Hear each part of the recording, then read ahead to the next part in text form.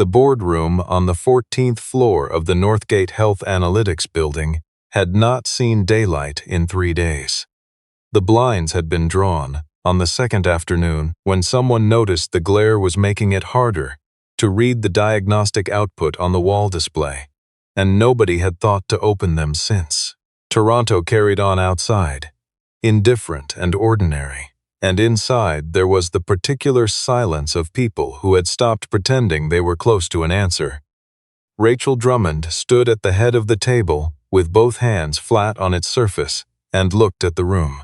She was 44 years old. She had started Northgate Health Analytics with 2 colleagues in a rented office in Hamilton 11 years ago and had built it into a company whose software now supported clinical decision-making in 43 hospitals across 6 provinces.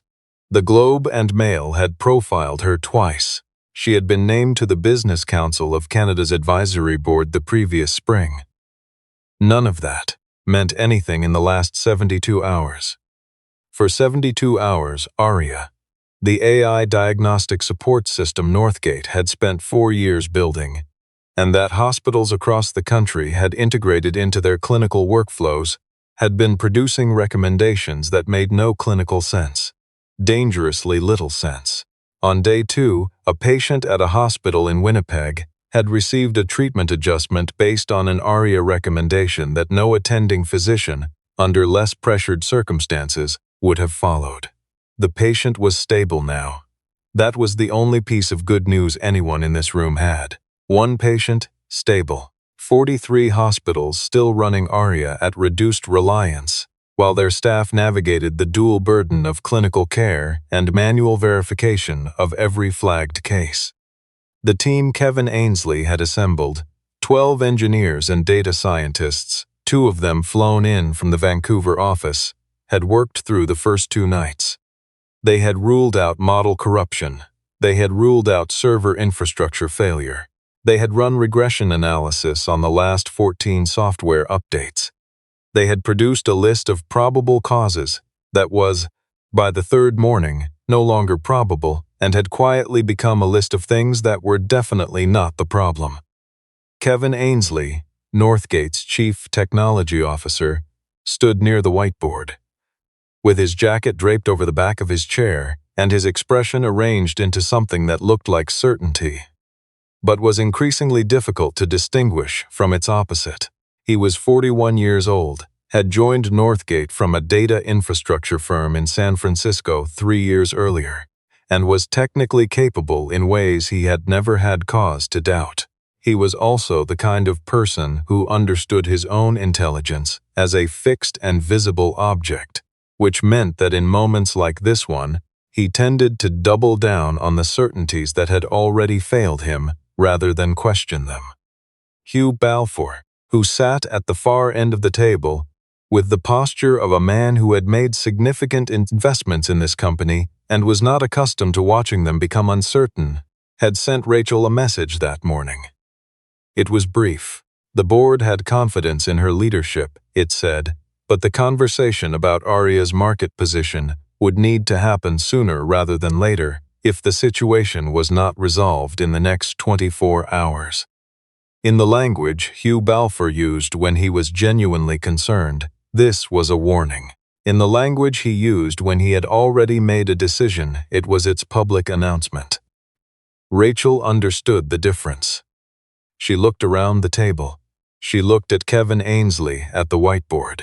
She looked at Neil Castagne, Northgate's most senior data scientist, 7 years with the company, who was sitting very still at the far end of the table with an expression that held equal parts exhaustion and something she recognized as shame, not for anything he had done, for the outcome that doing everything right had not prevented. Rachel said the words, $3 million to whoever finds it. She did not add conditions. She did not qualify it.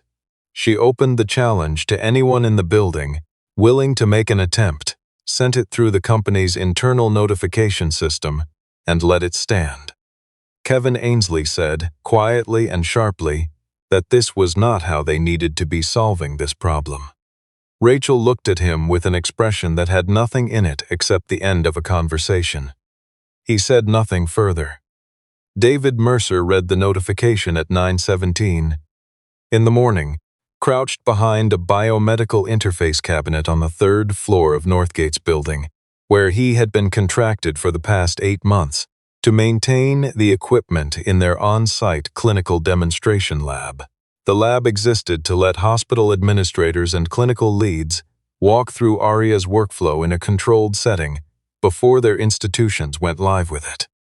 It was good work, quiet work, work that required you to know your systems thoroughly, to care about the details, and to be content with nobody noticing when you got them right. He read the notification twice.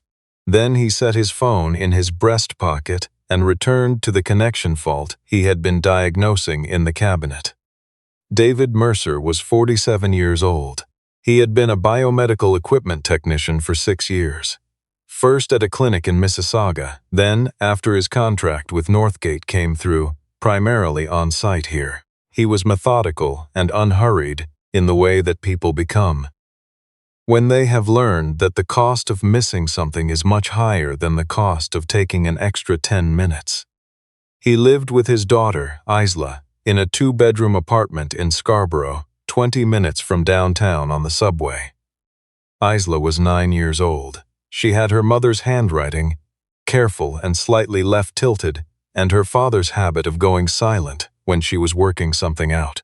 She liked drawing animals and a well-worn stuffed elephant named Barnaby that she had been given in hospital when she was 4. During the same month, her mother, Susan, had been admitted to Princess Margaret for the last time. Susan Mercer had died 8 days before Isla turned 5. David had been the one to tell her. He had sat beside her on the floor of her bedroom with Barnaby in his lap and had said the words as plainly and as gently as he could. Then he had held her while she cried and had not tried to make it stop faster than it needed to. He had learned to keep things simple after that. Simple was honorable. Simple did not ask more of him than he had to give, and what he had to give needed to be enough. The reason David Mercer was a biomedical technician and not the person who had designed the system he was currently maintaining was something he rarely examined and had never spoken about publicly. 6 years ago, he had been a machine learning architect at a health data company in Toronto called Northgate Analytics. He had been good at it, more than good. His work on probabilistic diagnostic modeling had been cited in 3 academic publications. The team he led had delivered 2 projects ahead of schedule and under budget, which in the world of health tech was essentially a miracle. In his 2nd year at Medisite, he had been asked to make a modification to a risk stratification algorithm the company had licensed to a pharmaceutical client. The modification, described in the project brief as a sensitivity threshold recalibration, was, when David examined its logic carefully, something different. It would reduce the rate at which the algorithm flagged certain patient profiles as high risk for a specific condition, not because those patients were genuinely lower risk, but because the pharmaceutical client's clinical trial data looked better when the comparison group was defined more narrowly. The patients who would have been flagged and weren't would not know. Their doctors would not know. The trial results would be published. The drug would be approved. David had flagged it in a written memo to Medisite's executive team. He had laid out the mechanism, the probable outcome, and his refusal to implement it. He had been direct and had not hedged. Medisite's legal team had called him into a meeting the following Thursday. His employment had ended that afternoon with a non-disclosure agreement and a severance structured in a way that made clear the company expected him not to make difficulties. He had signed. He had gone home. He had not returned to the field. Isla had been 3 at the time. Susan had still been alive, though not for much longer. He had told Susan what happened across the kitchen table, and she had looked at him and said he had done the right thing. He had said he knew. Neither of them had needed to say anything else. He had found the biomedical technician work through a former colleague. It was honest. It had nothing to do with the system he had walked away from. He had come to understand that there was a real satisfaction in work, that asked for precision and delivered a clear result, and that this satisfaction did not require an audience. The fault in the interface cabinet turned out to be a loose connection at the data bridge junction, the kind of thing that would have caused intermittent errors and been difficult to diagnose without knowing what to look for. He found it in 11 minutes, documented it in the maintenance log, and replaced the connector. Then he stood, washed his hands at the lab sink, and took the lift to the 14th floor. The boardroom, when David stepped through its door at 9:38, had the compressed atmosphere of a space where people had been failing under fluorescent light for too long. The whiteboards were full. The coffee cups had been replaced twice and were full again. Neil Castine was at the far end of the table, reviewing something on his laptop with the focused stillness of a person who is not ready to stop trying. Kevin Ainsley saw David first. He took in the work shirt, the building access badge clipped to the chest pocket, the steel-toed boots, and the absence of any credentials that would account for a presence in this room, and he arrived at his assessment in approximately 2 seconds.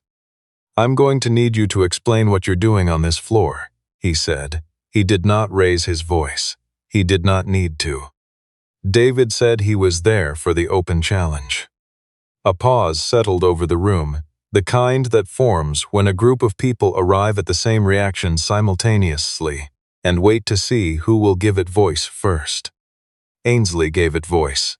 That invitation, he said, was intended for people with relevant expertise. He gestured briefly and insufficiently at David's general person. He did not finish the sentence because the sentence was already finished. 2 engineers at the far end of the table glanced at each other. One looked at his screen. The other looked at David with the expression of someone who knows an injustice is being committed and has calculated that this is not their moment to say so. Neil Castine did not look away from David.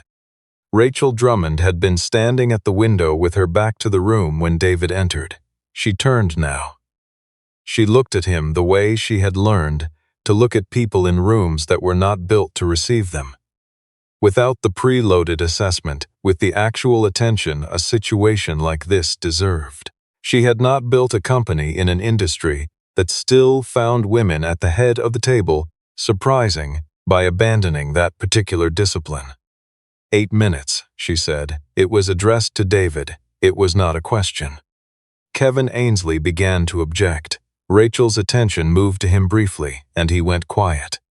David moved to the terminal that Neil Castine indicated with a nod. He did not ask for an orientation to the system. He looked at the active diagnostic display the same way he looked at a piece of equipment before opening it, learning its current state before touching anything. Then he asked to see the data pipeline documentation, not the error logs, not the ARIA model output reports, the pipeline documentation. Specifically the data bridge configuration between ARIA's core processing layer and the external lab value feeds from the hospital integration network. That documentation's been reviewed. Neil Castine said, informational, not defensive, the way a colleague might offer it. I know, David said. I'd still like to see it. Neil transferred access without looking at Ainsley. What David did next was not what anyone in the room expected, because it was not what any of them had thought to do. He went to the data bridge specification for the legacy hospital integration feeds.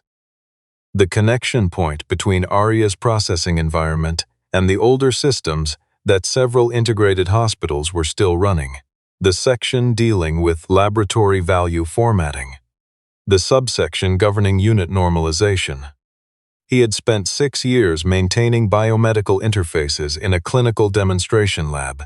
He had learned the specific ways that clinical data feeds created problems that were invisible at the point of data entry and catastrophic downstream. Lab values were a particular area of concern. Units, the specific notation of how a value was measured and communicated, were an area of concern within that area of concern. It was the kind of problem that lived in the assumption layer, the part of the system everyone had agreed was already handled. He found what he was looking for in 6 minutes and 40 seconds. Not a corrupted model, not a server failure, not anything that 2 days of regression analysis had been pointed at. In a routine integration patch deployed 9 days ago, tagged as a minor data format update and not flagged for full regression testing against the clinical output layer, a unit conversion function in the legacy lab data bridge had been quietly altered. The function handled serum potassium values coming from 3 older hospital systems that used a specific notation format. The patch had introduced a conversion multiplier that treated the incoming values as though they were expressed in a different unit than they were. The numerical difference was enough to produce values representing either a dangerously elevated potassium level or a dangerously low one, depending on the patient profile. ARIA was operating correctly. It was doing exactly what it had been built to do. It had simply been doing it with potassium values that had been systematically altered before they reached it. David leaned back slightly. He looked at the screen for a moment longer. Then he turned to face the room. "It's in the legacy data bridge," he said. "The unit normalization function for serum potassium feeds from the 3 hospital systems on the older integration format. The patch from 9 days ago introduced a conversion multiplier that shouldn't be there. ARIA isn't malfunctioning. It's reading potassium values that have been incorrectly converted. Depending on the patient's baseline, it's been either overflagging or underflagging electrolyte risk in those cohorts." The room was completely still. Neil Castine had sat forward before David finished the second sentence. His own terminal was already open. His face had the quality of a person doing a calculation who already knows what the answer will be. Kevin Ainsley found his voice. "That section was in our review scope. That was reviewed." His tone had moved past authority into something closer to insistence. A different thing entirely. He looked at Neil Castine the way a person looks at someone they need to confirm their certainty. Neil Castine was not looking at him. "The patch commit log will show it was categorized as a format update," David said. "Not a clinical logic change. It wouldn't have been routed for clinical regression testing under the standard intake criteria." Rachel said, "Run it." Neil Castaing's hands were already moving. The wall display cycled through ARIA's diagnostic sequence, the same sequence that had been producing dangerous outputs for 72 hours. The data bridge loaded, the integration layer connected. The unit normalization function corrected by 5 lines of code that had taken David Mercer 47 minutes to reach the building and 6 minutes and 40 seconds to locate, processed the feed. The outputs resolved, clean, consistent, clinically coherent. Neil Castine sat back and said nothing for a moment. The engineer who had avoided David's eyes was looking at him now with an expression that held neither amusement nor contempt. One of the data scientists put her hand flat on the table and stared at the wall display. Someone exhaled slowly, the long, careful exhale of a person releasing something they had been holding for 3 days. Kevin Ainsley did not move. Rachel Drummond looked at the display for a long time. Then she looked at David Mercer, still seated at the terminal in his work shirt and steel-toed boots, with no urgency in his posture and nothing to prove on his face. And she looked at him the way she looked at things she intended to understand fully. The room that had measured him in 2 seconds had nothing to say. Within 2 hours, Rachel's chief of staff had pulled the facility's contractor database. David Mercer, biomedical equipment technician, contracted 8 months prior through a third-party service firm. No technology credentials on record, no institutional affiliation. His listed background was maintenance and clinical equipment calibration. The profile told her nothing she hadn't already inferred from his badge. Rachel made a different kind of inquiry through different channels. It took the afternoon. By early evening, she had assembled a picture from publicly accessible sources, academic publications, regulatory correspondence that had become part of the public record during a subsequent investigation, a doctoral thesis in health informatics from the University of Waterloo. David Mercer had received his doctorate at 29. He had spent 2 years at a defense-adjacent research institute in Ottawa producing work in probabilistic medical modeling that those positioned to evaluate it had considered genuinely significant. He had moved into the private sector and joined Metasite Analytics in Toronto, where he had spent 2 years before his departure. The non-disclosure agreement from Metasite was airtight.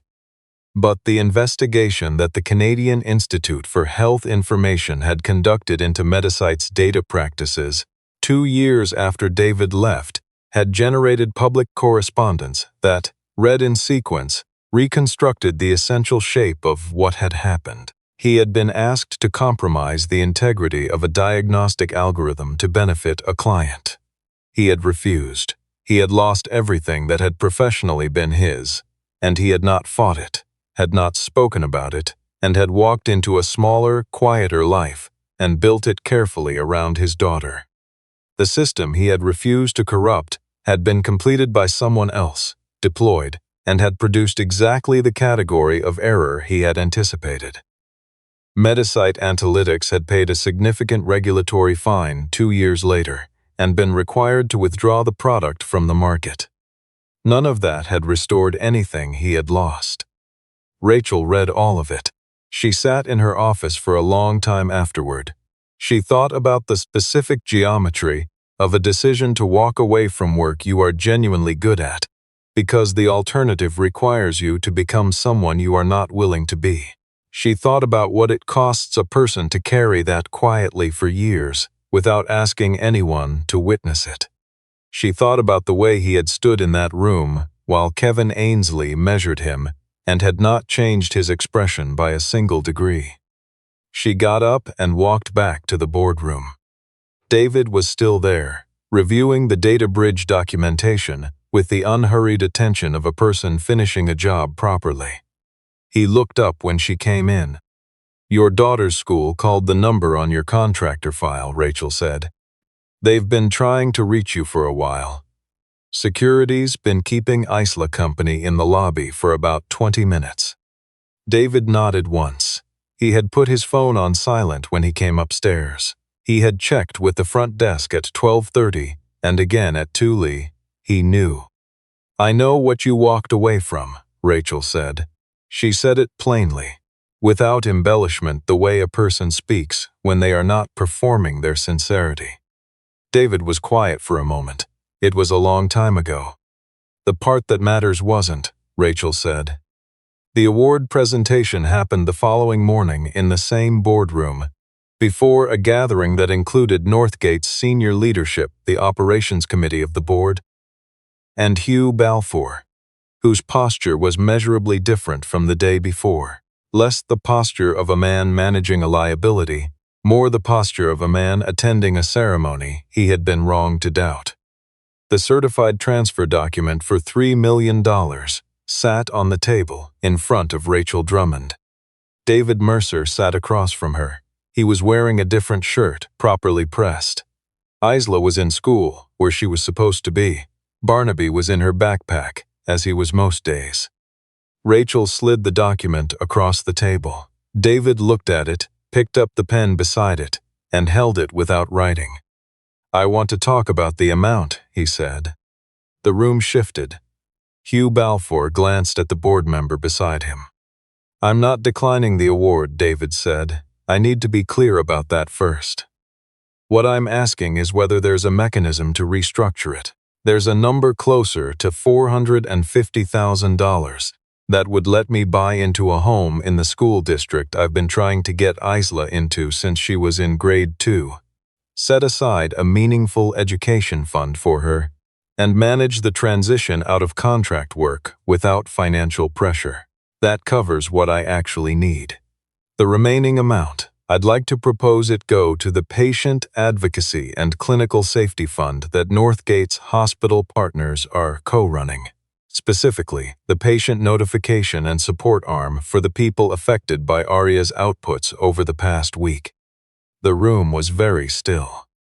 Rachel looked at him for a long moment. You identified a fault producing potentially dangerous clinical recommendations across 43 hospitals, she said. And you're proposing to return 85% of the award you're legally owed. I'm asking for what I need, David said. Those are different things. Something shifted in Rachel Drummond's expression, not visibly, not the kind of shift legible across a boardroom table, but the quality of her attention changed. The way she was looking at him held something that was not professional assessment. It was older than that. What's the other part? She asked. He told her about the idea he had been thinking through for the past 4 years. Never seriously enough to call it a plan, always seriously enough that it hadn't gone away. An ethics mentorship initiative for early career engineers entering the health data space.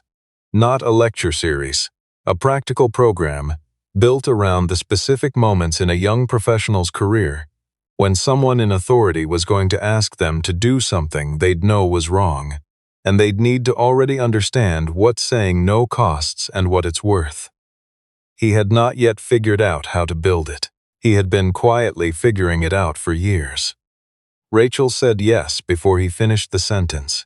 She said it without deliberating, which was unusual for her. She noticed that too. Isla arrived anyway. The school had called 3 more times, and an administrative coordinator had eventually sent someone to the lobby. And the lobby had seemed like the wrong place for a 9-year-old to wait alone. She came through the boardroom door in her school uniform, with her backpack on, and Barnaby's trunk visible above the zipper, spotted her father across the length of the table, and covered the distance between them at a run.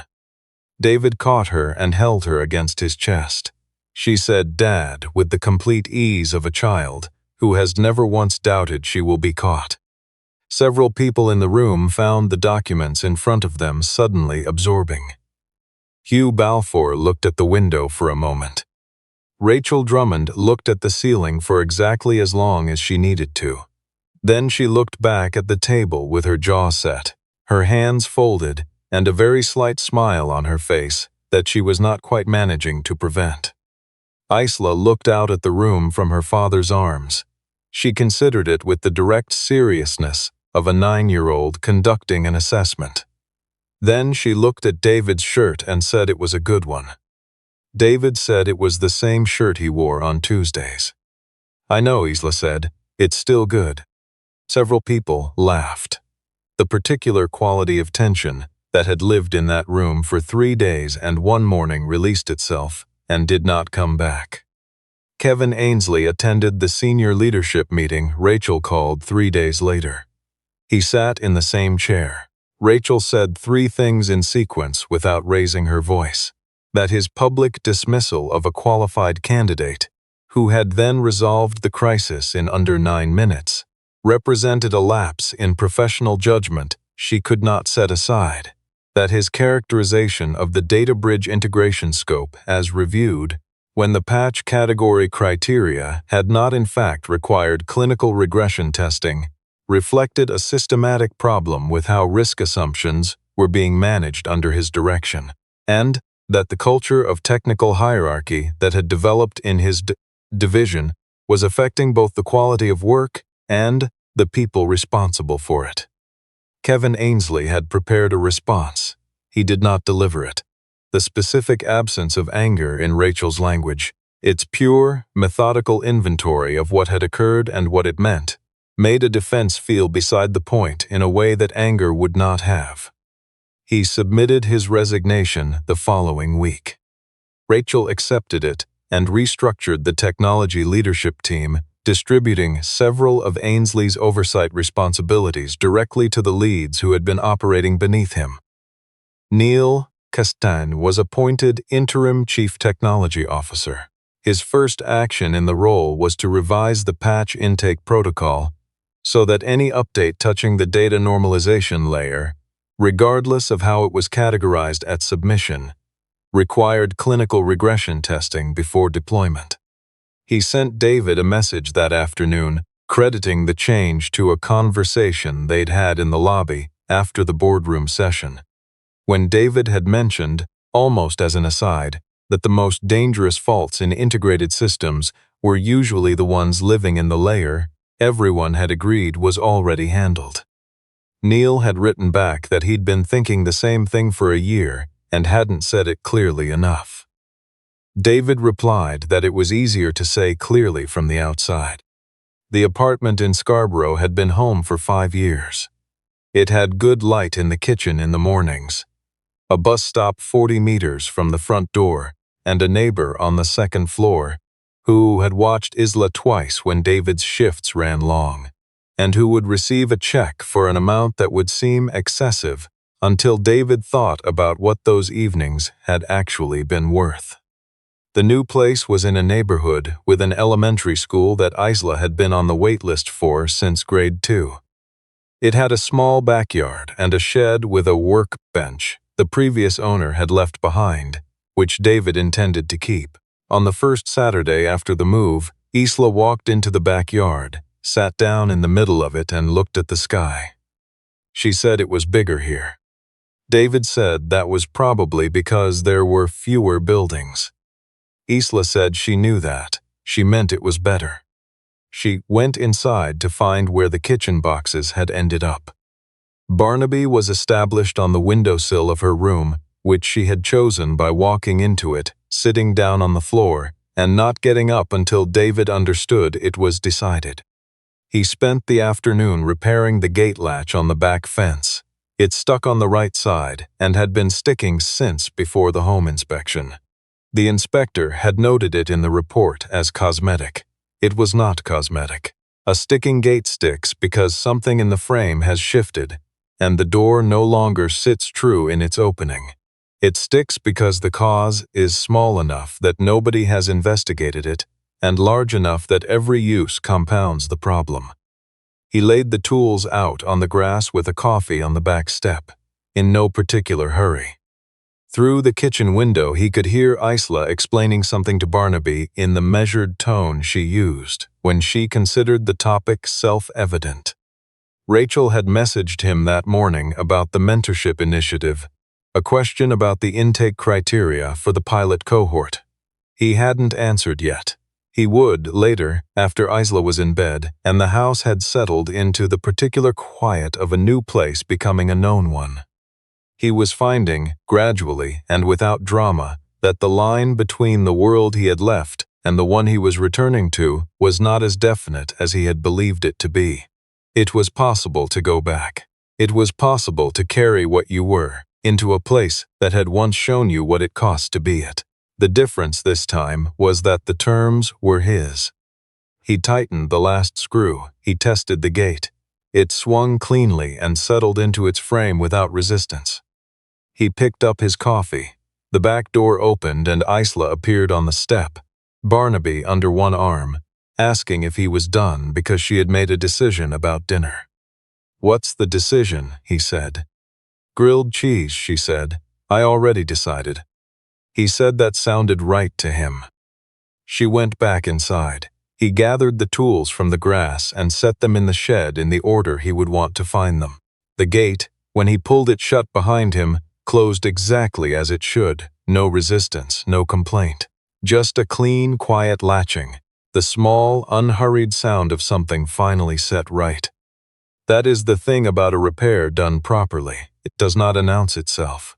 It simply works and keeps working. And the only evidence that anything was ever wrong is that now it isn't. Some of the most important work a person does in their life goes unwitnessed. It happens in the quiet places, in the parts of the system everyone assumed were fine. It is done for the right reasons, in the right way, with nobody watching. And if it is done well enough, nobody will ever need to know there was a problem at all. That is not a failure. That is the whole point.